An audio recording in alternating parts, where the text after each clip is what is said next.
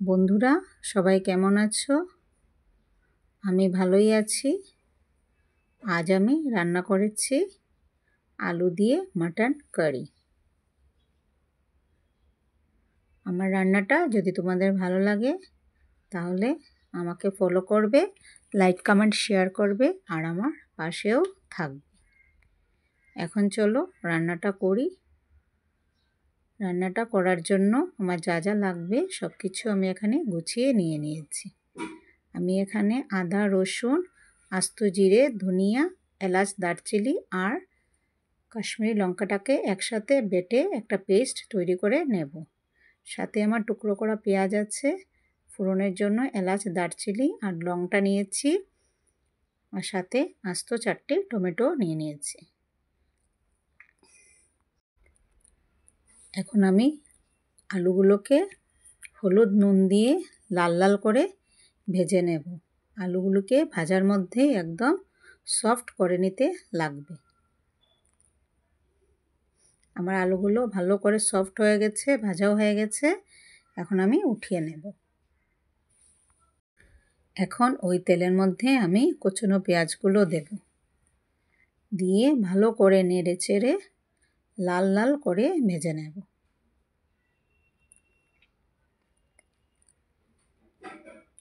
আমার পেঁয়াজগুলো ভালো করে ভাজা হয়ে গেছে। এখন আমি উঠিয়ে রেখে দেব। এখন ওই তেলে আস্ত জিরে, এলাচ, দারচিনিটা আমি ফোড়নে দিয়ে দেব।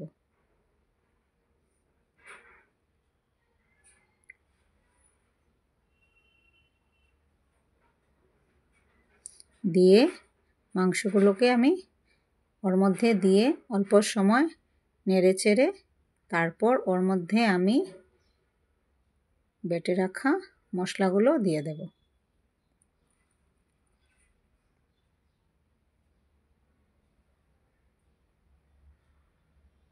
দিয়ে সাথে টুকরো করা পেঁয়াজ, হলুদ, নুনটাও একসাথে দিয়ে ভালো করে মশলার সাথে মাংসটাকে কষাবো।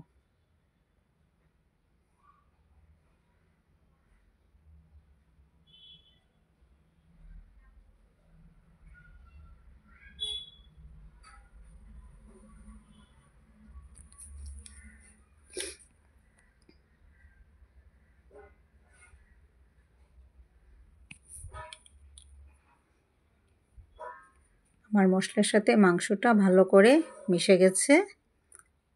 এখন আমি ঢেকে রান্নাটা করব।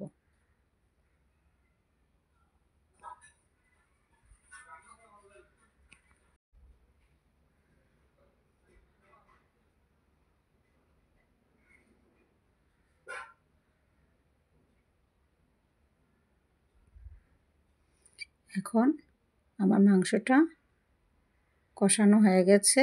এখন ওর মধ্যে আমি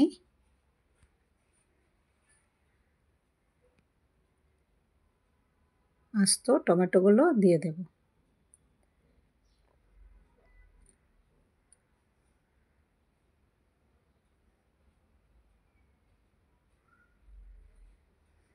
দিয়ে অল্প সময় ঢেকে দেব।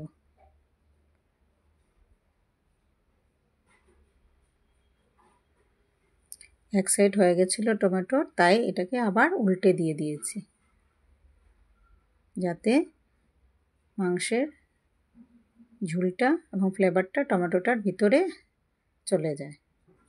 আমার টমেটোগুলো ভালো করে মোটামুটি সিদ্ধ হয়ে গেছে, মাংসটাও সিদ্ধ হয়ে গেছে। এখন আমি টমেটোর উপরে স্কিনটা ফেলে দেব।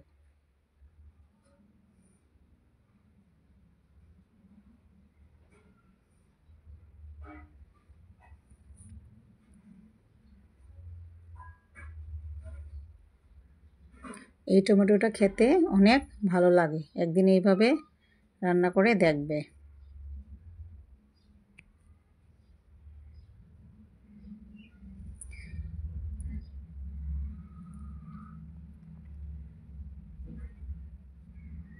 এখন আমি টমেটোগুলোকে অল্প সময়ের জন্য উঠিয়ে রেখে দেব।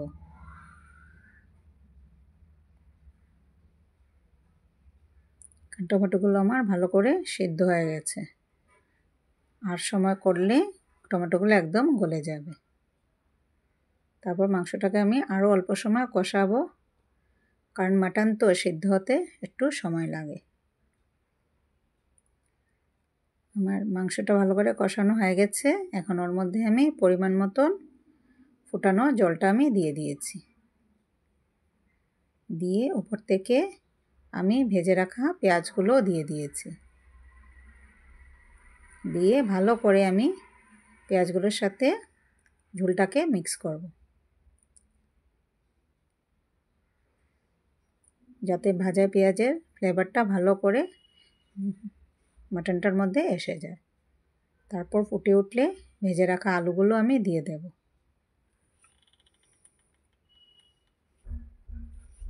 দিয়ে ভালো করে আলুটাকে ঝোলের সাথে মিক্স করব।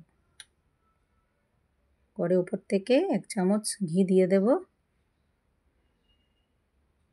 দিয়ে আবারও মিক্স করব।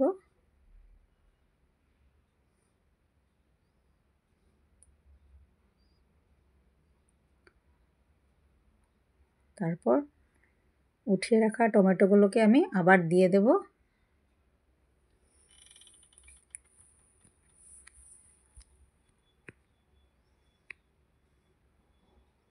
যাতে টমেটোগুলো আস্তে আস্তেই থাকে, ভেঙে গুঁড়ো গুঁড়ো হয়ে না যায়।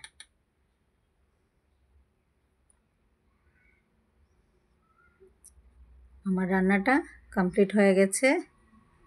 একদিন রান্না করে খেয়ে আমাকে জানাবে কেমন হয়েছে।